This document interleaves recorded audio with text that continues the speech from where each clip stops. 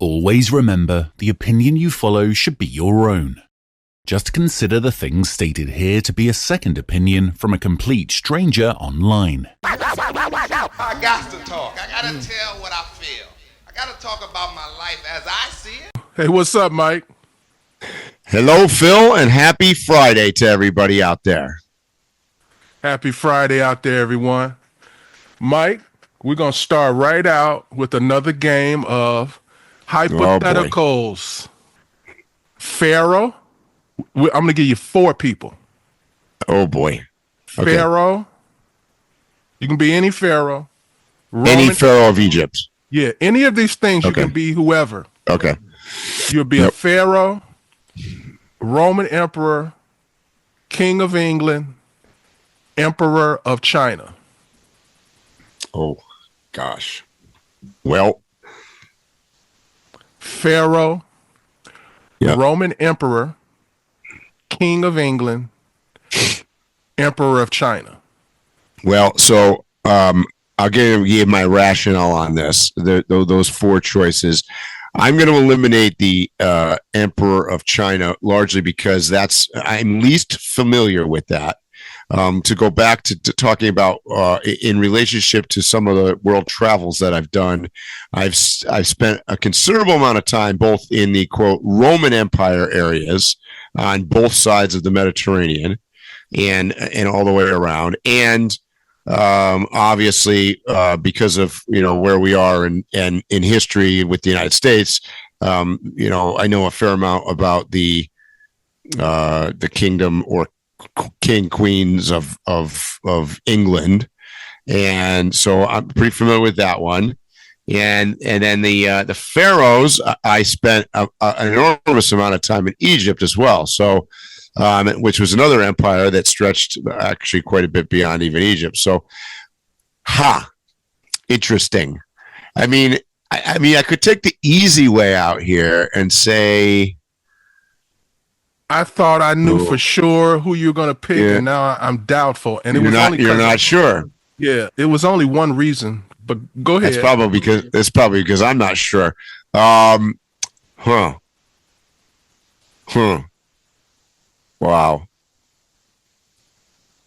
Okay, so I'll give you mine and let you think about it for a while. Yeah. Let me hear yours. Okay, so the only reason why the Emperor of China is knocked out first is because of location.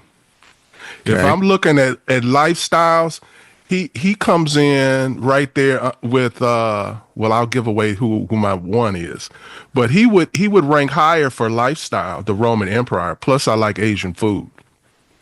The first person out of my list is the King of England. I mean, boring, blah, blah. And by and large, not so much recently, but man, they got whacked off like there was nobody's business. That was a pretty tough role. If I'm gonna take somebody's life, and I'm going by the stereotypical thoughts and ideas I have of leaders in that of each of these, the cornball of them is the King of England. So that's out. Yeah. So that leaves me with the Pharaoh and the Roman Emperor. Yeah. Now, from a power standpoint, by the way, that's where I was. I'm on board with you here. I've been debating between those 2.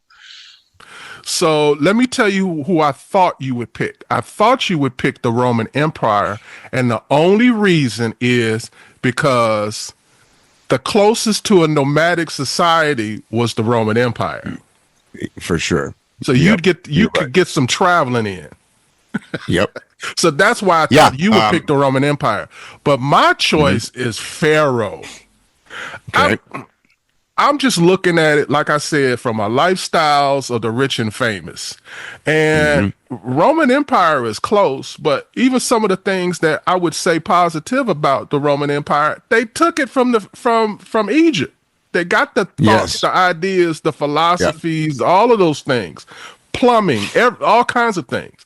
So it's an easy one for me. Pharaoh. Yep, I can see that. I love only way I would pick the Romans excelled at the architecture. The Romans excelled at building things. And not to say that the Egyptians didn't either. When did they all of a sudden have this rise in architecture? After visiting Egypt. Well, yes, they conquered that area. That's what I'm saying. So I've seen, actually, it's funny you say that. I've seen more Roman ruins south of the Mediterranean than north, because I've been through Algeria, Tunisia, Libya. Makes sense to me. All of those countries. And yeah, there's Roman ruins all over that. But what I'm saying, even like if you turned on any documentary right now, one of the first things they're going to talk about with Romans is how awesome their infrastructure was. But most of the things that they're getting credited for predate them with the Egyptians, and they didn't start doing them until they met the Egyptians. I think it's pretty much common knowledge the stealing of math, architecture, all types of science, everything. So that's where I'm coming from. Yep, understand. But just a ball in life. I like the clothes. They got the best clothes. I'd have on one of them outfits like Yul Brynner.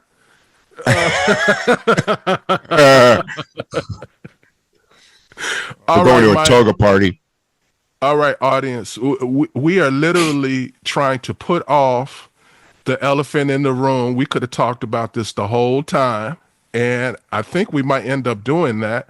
Mike, the elephant in the room is the speech that we just listened to that Trump gave to Congress.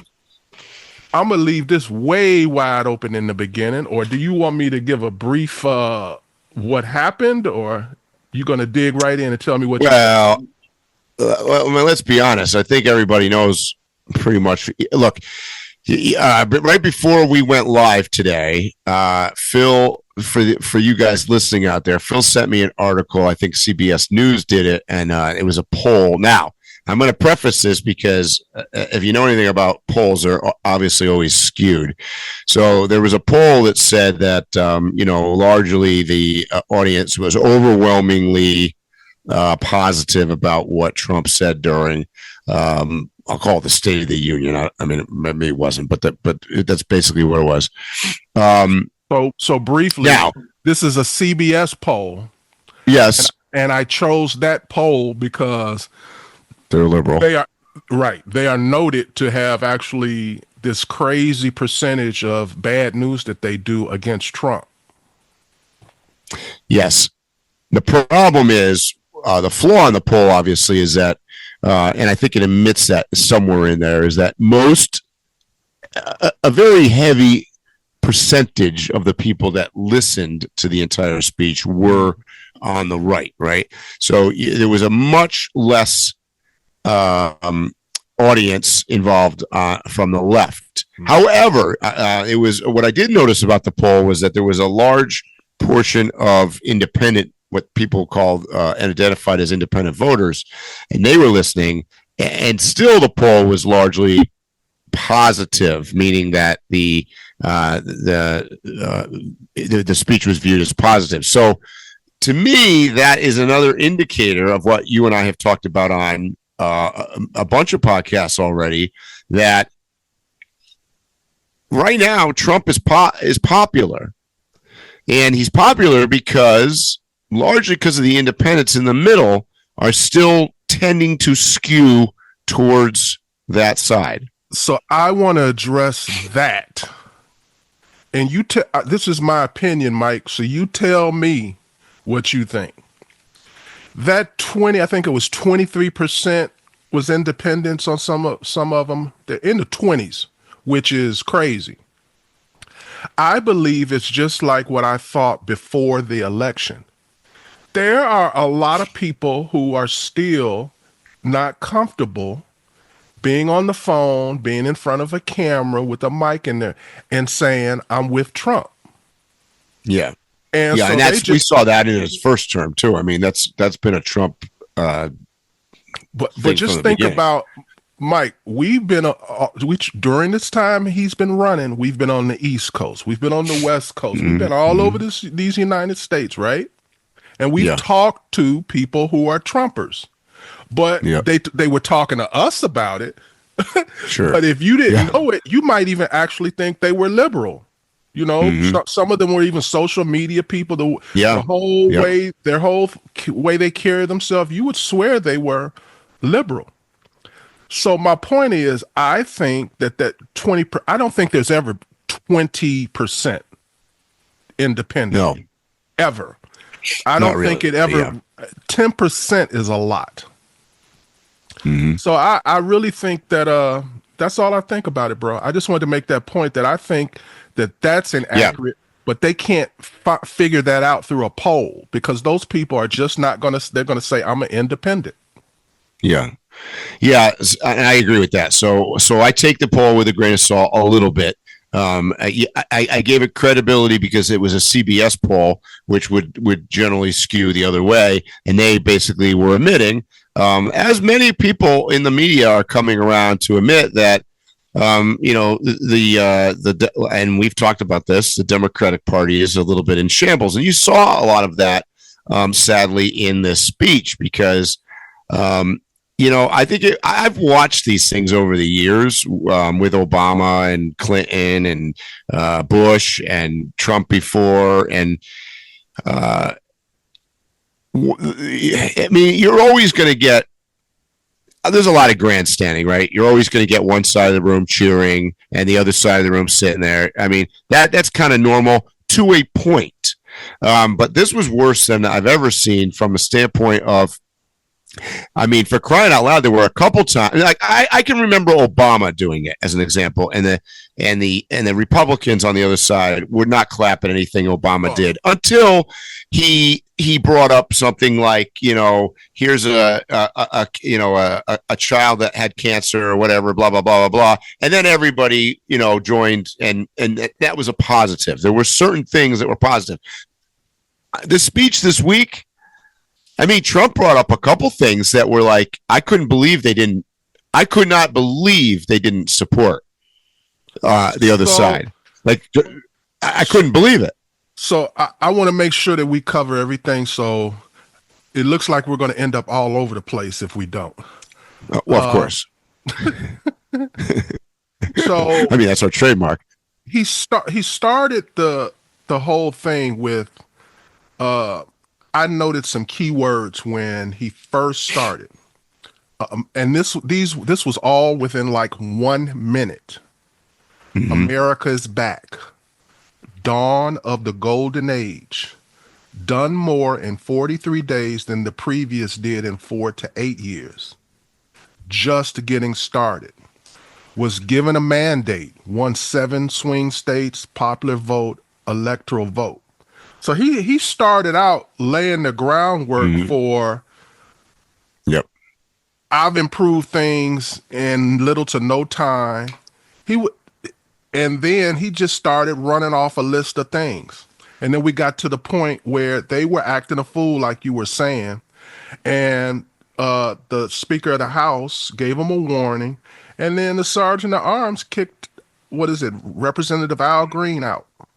Yeah. I mean, he's kind of a whack job, but yeah. But that was representative of the fact that the Democratic Party is not united. You know, he was doing one thing, you know, like apparently the party said, you know, let's not do that. Let's just sit quiet and not give them anything to talk about. So he didn't listen to his own party. Then you had people with signs. So they weren't listening. They were protesting in a different way. You had, you know, it was all over the place. Clearly they weren't all on the same page. But what I want to bring up is I believe that Trump accurately portrayed these are all the things that he's done. Now, I'm not going to go as far as saying that they were all good things or that this has all been, but I will agree that he's gotten more done in the last guy did in 4 years. I'll agree with that. And I'll agree with they have just been overwhelming with the amount of things that they've accomplished that are tackling and they are attempting to change. That's all true. My struggle is that some of the things that he's doing or that even brought up in the speech, I don't I don't really understand, nor do I support, because and we can get into some of those, but and as you guys out there in listening world know, we always kind of sort of take the middle of the road. Like, I like to look at it from a standpoint of, I don't want to go on my soapbox like I always go on, but I swear every day I go on, whether it be social media or just hear from various friends and stuff, and people are just blah blah blah blah blah blah blah on both sides, doing talking points. It's like psychotic almost. I've got friends that have literally probably posted 20 different posts since the speech, both for and against. And it's like, okay, guys, I mean, the rhetoric is getting old. Like, I'm tired of just repeating talking points or copying, pasting, and I don't know. So anyway, yeah, bro, the copying and pasting thing. I know exactly what it's crazy. You mean, because I have literally been talking to somebody. I had my phone in my hand reading an article, and they were verbatim saying what was in the article. It was scary. Yes. And I've had that happen quite a few times. And my point is that, look, you have certain people on the left that are never going to change their mind. And and Trump said it in his speech. Once again, this is one of the things that Trump said that was accurate. There is absolutely nothing I can say or do that you're ever going to clap for or support. Totally true. There are people that are never going to. Now, there are also people on the right that basically Trump can do anything and they're going to support. I mean, anything. So it goes both directions. But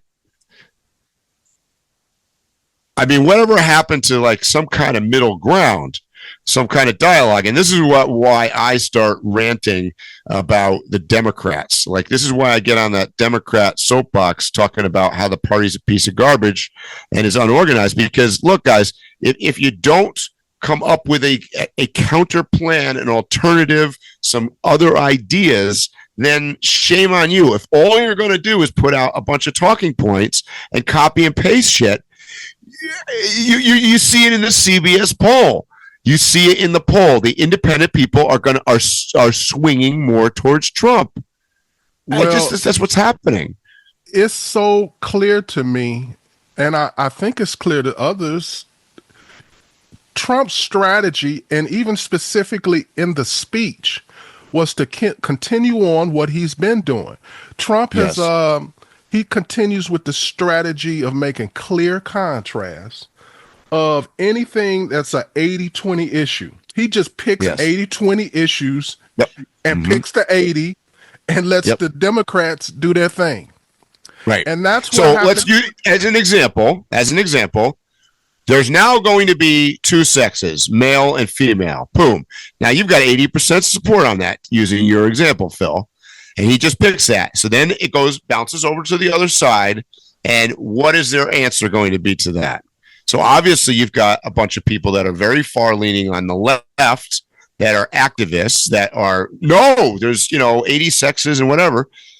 But the vast majority of the Democrats and the Democratic Party, I think, would agree in a private session behind closed doors that there's males and females. The problem is, because Trump picks these 80-20 things, they're going to go on the other side of that no matter what. He forces them into a loss. And because of that, with this speech, the speech was long, Mike. Oh gosh, it was one of the longest in history I heard. It was 2 hours. If you were to say what was the worst and the best thing about it, it would be the same thing. And it was the length of it. That was the strategy to literally. But damn it, it took 2 hours. It took 2+ hours to cover just the talking points of what his administration has tried to do in the first month and a half. That's a fact.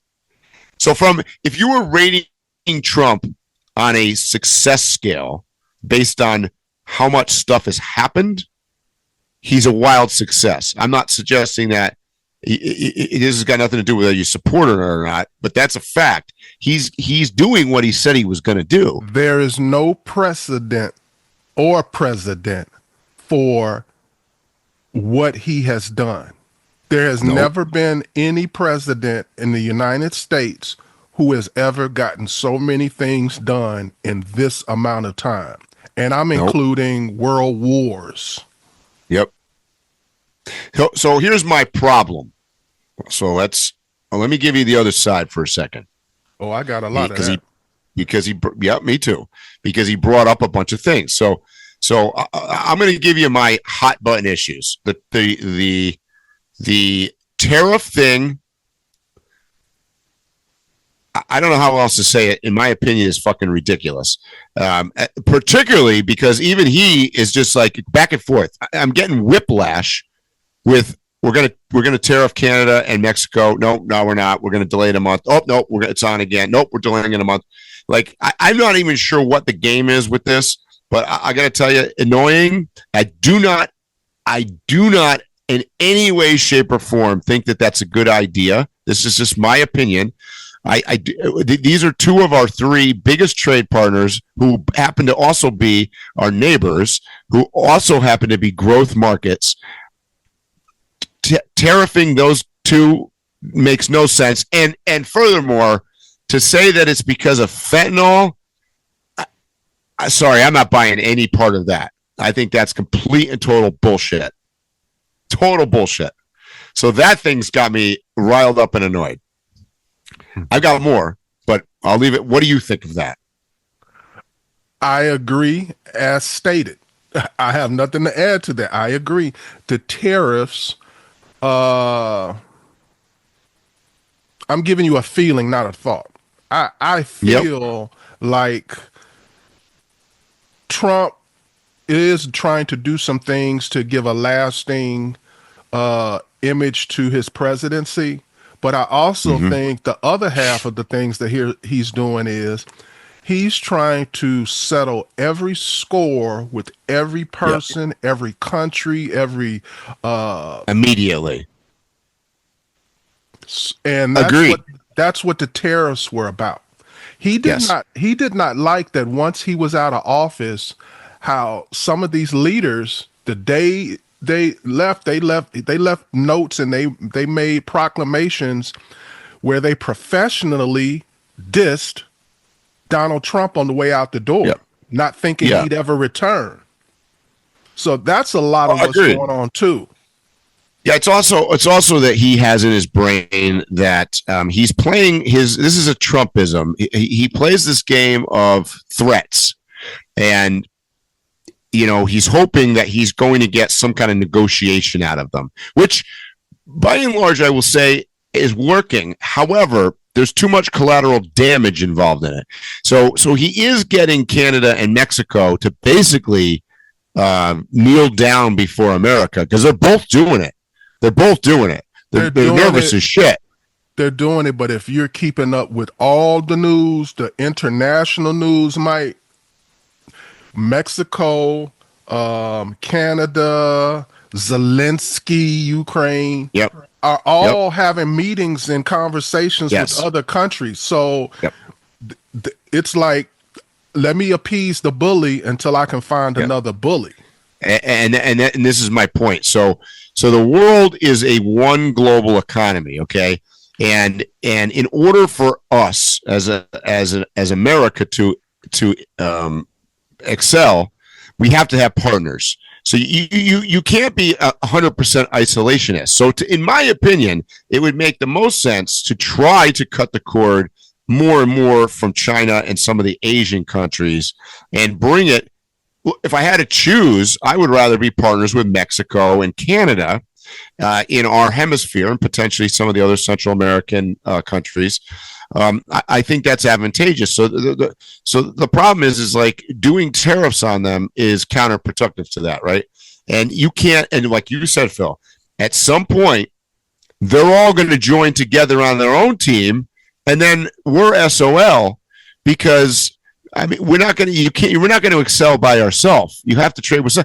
Look, putting a tariff on something that we don't make doesn't make any sense.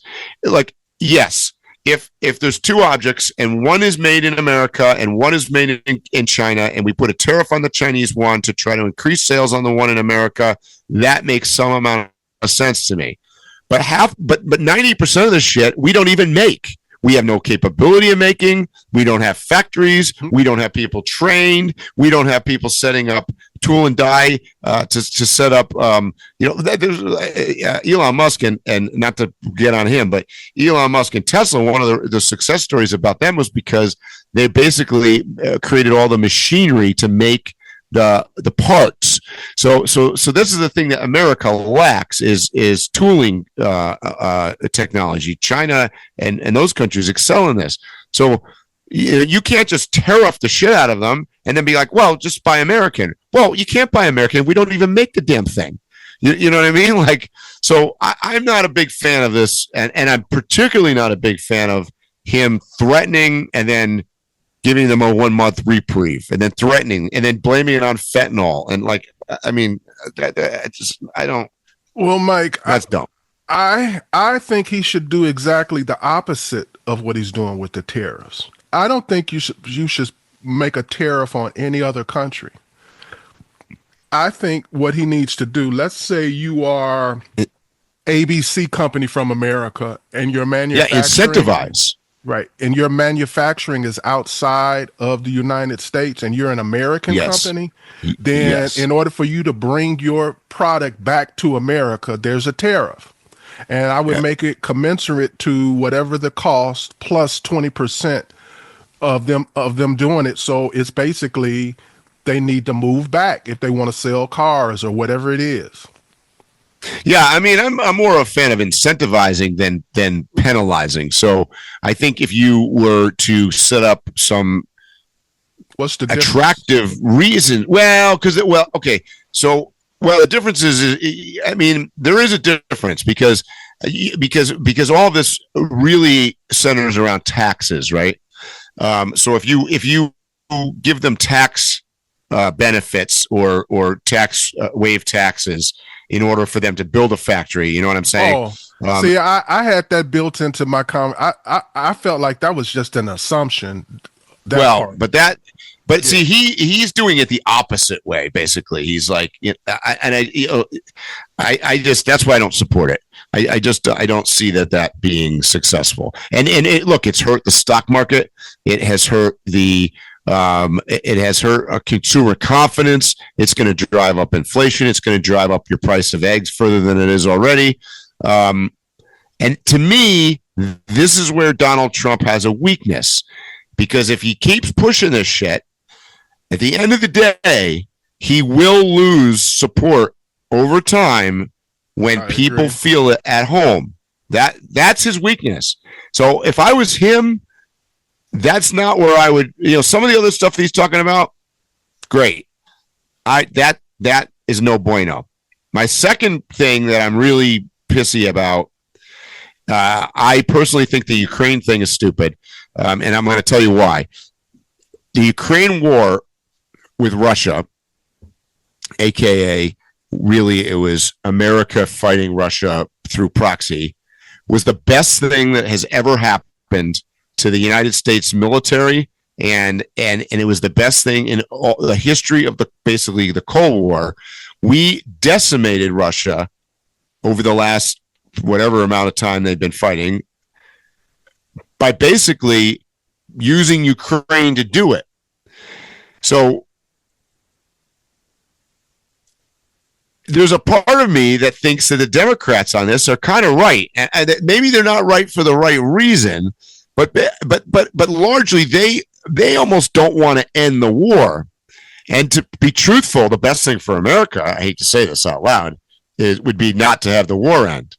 Because the longer the war goes on, the weaker Russia gets. They just get piled. They're getting pounded and pounded. We just look, it's cheap, Phil, for us to send used airplanes and used tanks and used a bunch of shit that we're not going to use anyways. It also, by the way, what happened during World War? I mean, our economy boomed because we're building more and more weapons. We're manufacturing. That's one thing that America does make. So, if we're building that stuff and selling it to Ukraine, what are we doing? We're fighting a war with Russia without having to fight it. So I don't, trying to end the war immediately and giving up territory and or policy to the Russians, that doesn't make sense to me. For not for the United States, makes no sense at all. I don't really know where that goes. I mean, he can say all he wants, and I don't buy this. This is another thing. This is another Trumpism I don't buy at all. He could say, well, we're trying to save lives. That's a crock of shit. I mean, I don't really believe that from just about any politician, but I sure as shit don't really believe it from Trump. Amen. Any politician. Right? But in general, I agree with your premise. But the way the world works right now, we have put ourselves in a bind prior to this. China pretty much owns Africa. Yep. Most of the minerals, most of the things that we need to stay a power, we don't control. We need a country where we control their minerals. We need them. Yeah. We need them to be a powerful army. We need them to be powerful in technology and industry. We need them. We need it as a pawn in negotiations for other things. Yep. I understand that. And what has happened is we have had small little wins, like with the Arabs and with little small countries with little small pockets of oil or whatever we need. Yep. We don't have any place that's really just rich with it that we could 50 years from now still be digging up minerals. So I think that we need Ukraine far more than we let on. And I'm glad we're and Russia, by the way. It's not just Ukraine. Russia has a massive amounts of resources too. And that's what I'm getting to, is that's all this war is about between Russia and Ukraine. Putin don't care about nothing else that he may say he's fighting this war for other than resources. There's a finite of resources. A lot of it is already owned and warred over. This is one of the last pieces that you can negotiate or fight for. And we need it, especially with a country and surrounding countries, contiguous countries, Mexico and Canada, who all seem to have the same idea of not using our own resources, not drilling, not whatever. So we got to get it from somewhere. Yeah. Yes, I understand. I agree. So you are correct. We've backed ourselves into, we've allowed through weak administrations, China to infiltrate slowly into, like, as you mentioned, into Africa, into South America, Central America to some extent. Because China has a policy where they just basically throw money at something and sign a deal. I mean, that's what they're doing. Angola is a good example in Africa. They went in, they look, we'll build you roads, we'll do this, we'll do that. But then we want rights to minerals, we want rights to oil, we want rights to whatever. And China's effectively been able to do that. So, but what they've done is basically put countries in debt to them. And, I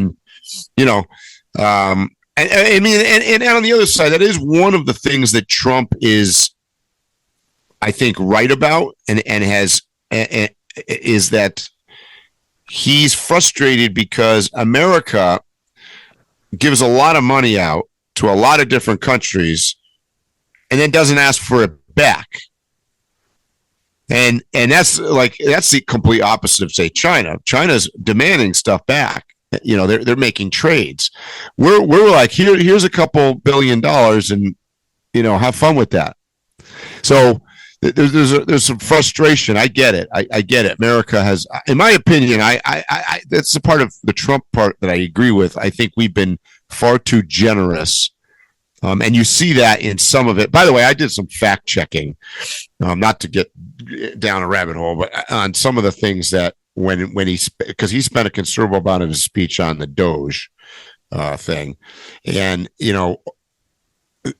and this is where it goes. This is actually the part at which I see my friends posting on Facebook. Are you going to get into the Social Security numbers? Well, no, not yet. Oh. But I see people posting, their talking points and what he said that was a lie. The problem is that yes, there are a few things that they put out that were just, when you fact check them, they're just not right, for sure. However, generally speaking, there are a lot of things that are right and are true, and this is a real frustration with most Americans that we're funding a bunch of weird programs or a bunch of weird shit. This is why Trump. Okay, liberals, listen to me right now. This is why Trump's likable. And I know that if you're a leaning left on out there, you're like, Mike's an asshole. Here we go. Well, Trump is never likable, but he's likable because, quite frankly, the guy's hilarious. When he's reading off those Doge things, it was almost a comedy skit for a little while there. He's like, and nobody even knows what that means. Like, does anybody know what was it? Sedentary nomads or some shit? What the hell is that? As a nomad, I had to laugh at that because isn't the opposite of a nomad sedentary? So I'm like, what are we funding? I agree. So Trump picks these things up, and he's funny. So he comes off as, I don't want to say likable because that's a strong statement, but he's got character. He's got personality. As opposed to, I just keep going back to Biden. Like we sat here with somebody that couldn't even have expression on his face. So the contrast there, this is why I keep harping. This is why Trump is popular. Okay, so let's get into the guests and the guest introductions. Yep. And what I want to briefly say about that is I have three things. One, that has been a strategy since like all of them been doing that since the 80s. It is a new thing in one sense, but it's an old thing in another. But they've all done it in our lifetime. That's all that's important. So I don't have a problem with that, but it's getting a little too mushy. Yep. So that's my first point. Yep. With that said, this goes back to, people think that he was all over the place, but this was a very strategic speech. What I started in the beginning. Every single person that he introduced was also connected to an 80-20 issue. Yep. And it made the Democrats look visually like a piece of boop. Yep. For not standing up. Yep. Yeah. I call that was my point. I call this the Make-A-Wish theory. Yes. And I'm using this because I have had interactions with the Make-A-Wish Foundation 3 times. And you want me to tell you why the Make-A-Wish Foundation is so successful versus other charities? It's very easy for them to get yeses. So let's say you had a son, Mike, and your son had cancer and they came to him, and I'm not going by what I think. I know how the process goes. They literally have almost like a counselor that works with you and tells you, no, don't hold back on what your wish is. Whatever your wish is, we're going to try and make it possible. then they are able to go to people and say, hey, he always wanted to meet you. And half the time they're like, oh, okay, fine. And then they're like, well, he doesn't just have to meet me. He can come to the game and we'll do this. And, you know, I'm with Nike and I'm sure I can talk. People generally, that's like the common denominator amongst humanity is exactly the infirmed child. Yep. It's anything they want. We hold back all feelings and all emotions, and we curtail them and we shape them for the happiness of the child. Yes. They broke a very basic, general, moral, and ethical thing by what they did. Specifically, I'm referring to, and they did it more than once, but the one that was the tearjerker that hit me emotionally was the cancer guy, the DJ. Yeah. They call him DJ. DJ. Yep. I'm never excited about a kid that's excited to go to war or law enforcement, but I get it. I was a kid. I know the thought process. Mm-hmm.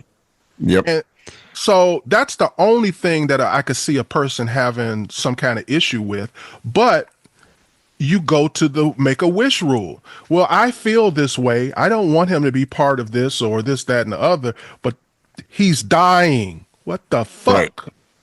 Right. When that's the part, it just goes back to who the shit is running that party.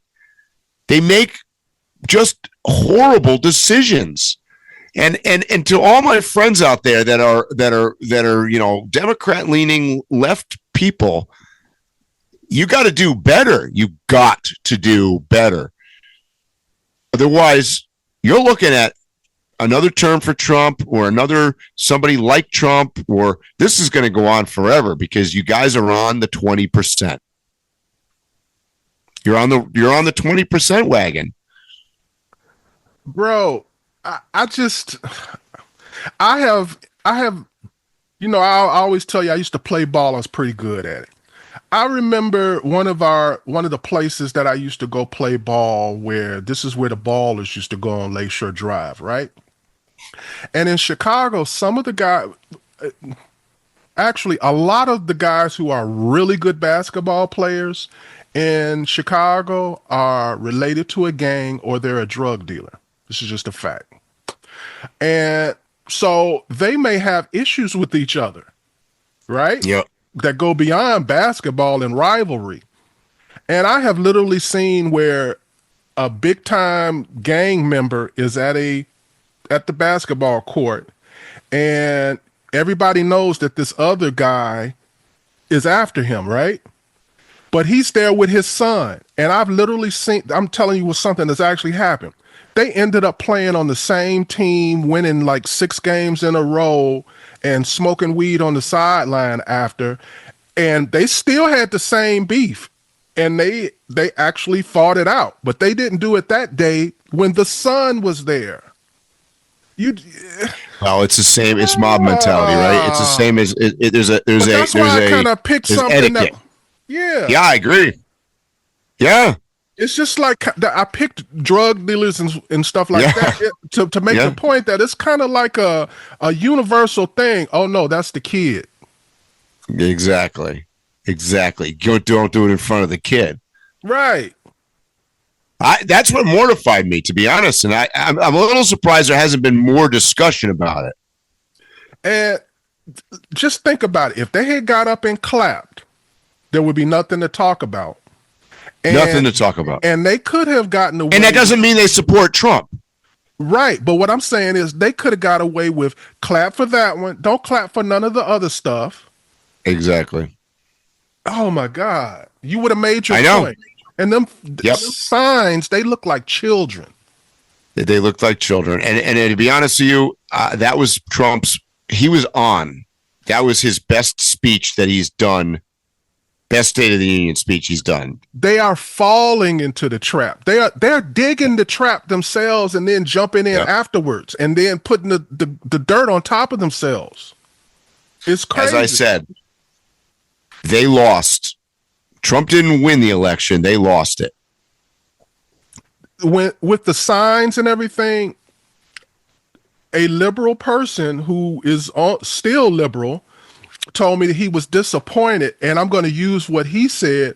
He said, it reminded me when I was in school, in college, and walking through the campus, you'd have all of these weirdos and freaks fighting for different things, and they'd have their little signs. That's what they looked like.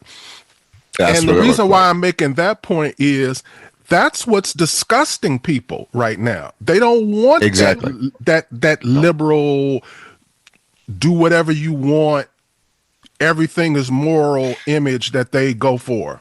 Nobody wants that. See, the problem is, Phil, the people that already are in agreement with it and support it there's nothing wrong with it. The sign, him protesting, we all agree. Trump's an asshole. He's an orange monster. He's a rapist and a thug, blah, blah, blah, blah, blah. That's great. You're not convincing anybody new of this is the problem. And the number that support this is getting smaller. So, Mike, you got to try a new tact. I agree. We're running out of time, so I want to get these two things in quickly. Okay. Because it was about the only substance, in my opinion, in the whole thing, in my opinion, is that he made it clear that he wants Greenland, quote, one way or another. It's different to have said that in other scenarios, but this was the address. So it takes on a complete different meaning when he says this statement one way. Well, because remember, he's addressing the Congress. So what he's asking effectively is to ask them to get on board with it and vote on it. Yeah. And I'm going to throw that into the bucket of nonsense a little bit. I don't think that's nonsense, Mike. I can't wait for maybe 6 months to a year from now for us to revisit this to see if you're right or I'm wrong. No. I'm not saying he's not going to do it. I'm saying that I'm not sure that that's what we should be focusing on right now. I believe that he may get what he wants. I really do. And I don't know. The people of actual Greenland might actually vote it. I mean, I think they'd rather be part of America than part of Denmark, quite frankly. But I don't know that that's something to. There's other people at home that have to buy groceries. I don't think give a shit whether we have Greenland or not. I 100% agree. So that's there's a couple issues that he addresses that are. I call them nonsensical because it defocuses us from stuff that he is doing that makes sense, like renaming the Gulf of America.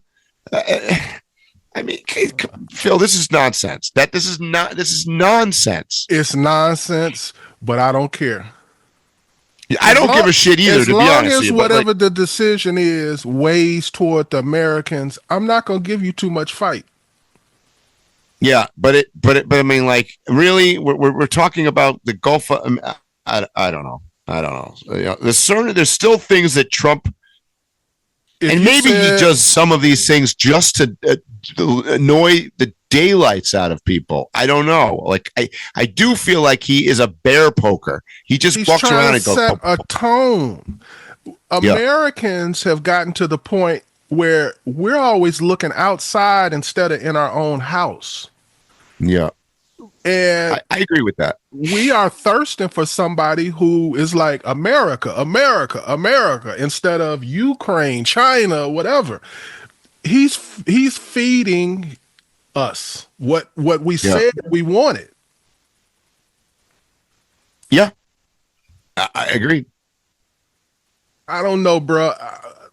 My lineage goes back to the very beginning of this country. So I'm more pro-American than a lot of people who may visually or stereotypically be connected to being what's considered an American. And so it's a lot of things you're saying. I'm with it. Well, I mean, look, one of the memes that's going around, like the copy and paste Facebook meme where everybody's like, I'm with Ukraine. I'm with Zelensky. Great. So what are you saying? You're against America, and I mean, okay, well then you're an asshole too. I mean, you're an asshole. Like you can hate Trump, and you cannot support Trump, but basically saying that you're with Zelensky in Ukraine and I'm anti-U.S. I mean, because you're really saying I'm anti-U.S. I'm anti the policy of the guy that got elected by the majority. Slippery slope, in my opinion. Bro, you got a brother just like I got a brother. Mm-hmm. When my brother got into something, a lot of times I'm looking at it like he wrong. But guess what? I was the first one swinging with my brother. Yeah, and that's I believe that's how it's supposed to be when it comes to you being patriotic. You can disagree. Which, by the way, Phil, that's an 80-20 thing. I think 80% of Americans are patriotic. So once again, he's forced the Democratic Party to be the unpatriotic party. Well, you're going to lose that. Right? That's where they lose me. I mean, look at, not to bring up another topic, but like, look at Kennedy and and he said it in his speech. He's like, hey, I'm a little surprised. There's nobody going to clap over here. This is he was poking the bear for sure, but he's like, we got a Kennedy here. You guys must know who Kennedy is. And here's a guy that a bunch of his policies, maybe look, there are some of them that are obscure and controversial, but there's a bunch of them that are not, which, by the way, Michelle Obama had put in. And they were all for it when Michelle Obama said it, but now he says exactly the same thing. I'm going to take the red dye out of the Fruit Loops. I don't like this guy. But here's the thing. He didn't say none of that in the thing. When he introduced Kennedy, the only issue that he brought up was autism. Yeah. And how it had went to like a few out of every 100 to like 60 or some crazy number. Yep. He said that his whole job was to analyze the uptick in autism. What is there to not clap about on that? He's going to he didn't go into anything like I could see maybe if he talked about vaccines or something where he didn't. He talked about something where that should have been 100%. Like, okay, he's going to look into autism. Yep. Nope. And Mike, because Trump said no matter what he does, what his administration or what he says, it's automatically no clapping, no support. He's a rapist thug. Yeah, whoever their strategists are horrendous. Because even like I remember they cried for years leading up to his election about he would start World War III, and now they're crying because he's talking about stopping it from happening. I know. Pocahontas clapping for more war. That they should play that over. They should over and over. Can you imagine? I mean, he's successfully befuddled and fucked up the Democratic Party so bad that they are now in support of war. Right. Who would have called that? He's playing them like a fiddle, bro. I know. I get it. It's crazy. Mike, is there anything else you want to say? I'm sure there is, and we'll do it next week. That we done ran out of time, people. We always do. I have like about 10 bullet points that I never addressed. Yep. All right, guys, you know what I'm going to say. Stay safe, tread lightly, and hopefully we'll see you here or on the trail soon. You have been listening to Waypoint Overland's Random Waypoints. Like, subscribe, and stay tuned for more.